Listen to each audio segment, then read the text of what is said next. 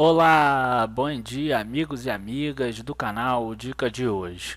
Hoje, dia de sábado, dia da gente falar um pouco mais sobre macroeconomia e vamos seguir aí a questão dos juros. Como todo mundo sabe aí, o Copom manteve a taxa de juros em 6,5%. Ele ainda acredita que a inflação está controlada. Então eu hoje vou colocar aqui os outros países do mundo. O que os outros países do mundo estão fazendo para a gente poder comparar a relação que o Copom está levando a política monetária brasileira com a que os outros países estão enxergando aí em relação principalmente aos Estados Unidos. Então já fiquem com a gente, curtam o vídeo, se inscrevam no canal, acionem também aquele sininho do lado para receber as notificações, avisem os amigos e logo depois da vinheta a gente já começa.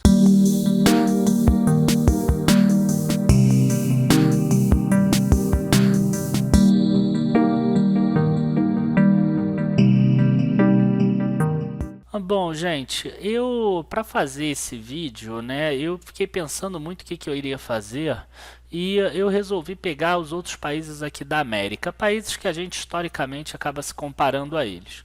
Então eu vou pegar aqui, por exemplo, as bolsas do México, a bolsa da Argentina, vou pegar também a bolsa dos Estados Unidos para vocês darem uma olhada e vou comparar com a bolsa aí do Brasil, né, para a gente ver a variação que essas bolsas tiveram nesse período.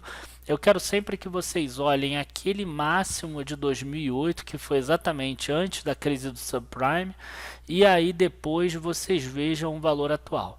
Tá, então eu vou começar aqui já pela Bolsa do México. A gente consegue ver aqui, ó, que hoje ela está em 46.400 pontos e ela chegou aqui na máxima naquela época um pouco abaixo de 32.500 pontos. Então a gente já consegue perceber que ela subiu em torno de 50% se a gente considerar o máximo lá de 2008 contra o valor atual. Então quer dizer, uma alta aqui expressiva, considerável até. E quem pegou aqui no mínimo com certeza ganhou muito mais, mas o que importa para a gente é ver aqui, só para efeito de comparação, esse valor aqui de 2008 contra o valor atual.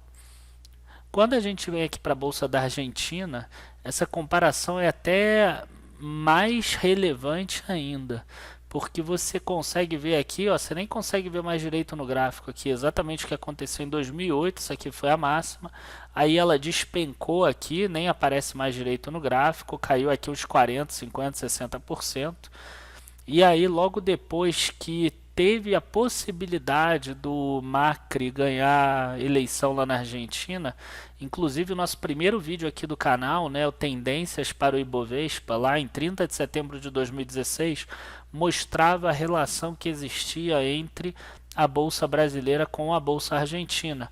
E a gente consegue perceber exatamente isso. Ó. Ele foi eleito só aqui em 2015, mais ou menos, mas quando ele foi eleito, a bolsa já tinha subido aqui 4 vezes. Se você pegar mais ou menos desse período aqui até agora, a bolsa de lá já subiu mil e poucos pontos, mil e poucos por cento. A única ressalva que eu tenho que fazer é que essa bolsa é cotada em pesos argentinos e lá tem uma inflação muito grande. Então, em valores reais, ela deve ter subido aí uns 400%, alguma coisa desse tipo, porque nesse período teve uma inflação aí que é bastante alta. Esse ano, inclusive, está em torno aí, espera-se uma inflação em torno de 25% em pesos argentinos. Mas novamente a gente vê um valor muito maior de 2018 até 2008, mesmo se você desconsiderar essa inflação atual da Argentina. Quando a gente pega aqui o Dow Jones, a gente vê que ele subiu da máxima de 13.900 para 24.400. E aí a gente está falando em dólar, moeda forte, período que a inflação dos Estados Unidos ficou muito baixa. E a gente vê que mesmo assim a bolsa saiu aí de 14.000 para 24.400 pontos.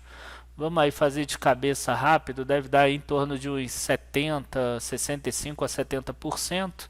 Então a gente tem aí uma alta também considerável. Imagina, um rendimento real em dólar aí em torno de 5%, 6% ao ano. É bem interessante, ainda mais quando a gente sabe que nesse período os títulos, né, os bonds americanos estavam pagando aí 0,5%, 1%, 1,5%. Hoje em dia a taxa de juros dos Estados Unidos é 2%. E quando você chega aqui na Bolsa do Brasil, a gente percebe que ela valia 73 mil pontos, agora ela vale 70 mil pontos. Eu acho que vocês perceberam que todas as bolsas, pelo menos a partir de 2010, 2011, elas fizeram uma tendência toda de alta. Então elas ficaram crescendo indefinidamente. Teve um movimento muito bom no mundo todo, foi um vento a favor que soprou exatamente pelo excesso de liquidez que a gente já falou aí em vídeos anteriores, que fez com que as bolsas do mundo todo crescessem. E como a gente sabe que o preço da ação segue exatamente os fundamentos da empresa, fizeram com que o mundo todo crescesse nesse período. O Brasil ele não conseguiu seguir o mundo nesse período. A gente vê que de 2010 mais ou menos até 2015 a gente teve uma queda da bolsa. E aí o que aconteceu? A gente teve uma alta agora de 2015 a 2017 e na minha visão o que acontece é o Banco Central querendo fazer com que a economia ainda continue pegando no tranco. Então vamos imaginar que você, por exemplo, foi convidado para uma festa que começava às 10 horas e acaba às 5 da manhã, por exemplo. Aí você acabou dormindo, acordou 3 da manhã no susto e resolveu ir para a festa, chegou lá 3h30 da manhã. É mais ou menos isso que aconteceu com o Brasil. O Brasil ele quer aproveitar a festa, mas já chegou 5 da manhã, já acabou a festa. E o Brasil ele quer continuar aí aproveitando, ele quer na balada, ele está no 0 a 0 e ele quer continuar. Mas a gente vê aí que no mundo todo já está trazendo de volta perspectivas para baixo de crescimentos menores. E a gente vai ver isso agora nas taxas de juros mundiais. Aqui a gente tem a taxa do Federal Reserve, tirado do site aqui do globalrates.com. A gente consegue ver aqui que a taxa de juros dos Estados Unidos ficou muito baixa aqui de 2010 a 2015. Nos últimos 12 meses tiveram algumas altas aqui exatamente dessa taxa de juros e a gente consegue perceber aqui pequenas altas da taxa de juros e elas devem prosseguir. Pelo menos mais umas 3 ou 4 altas deve ter. Eu imagino que ainda vai até o 3,5% em 6 altas até o fim de 2019 lá nos Estados Unidos. Então a gente já tem aqui uma alta exatamente do Federal Reserve nos juros americanos. E quando a gente pega outras bolsas aí, ó, a própria do México, a gente já vê uma tendência de alta também. E por que que os países aumentam a taxa de juros?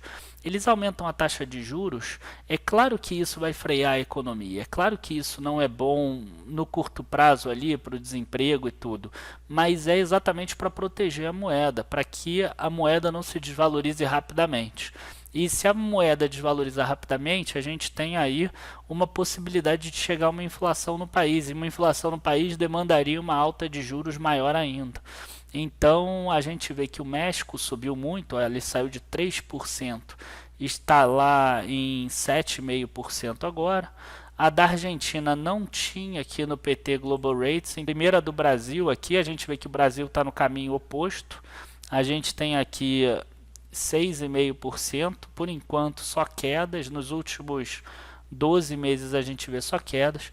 E finalmente eu peguei aqui a do Chile.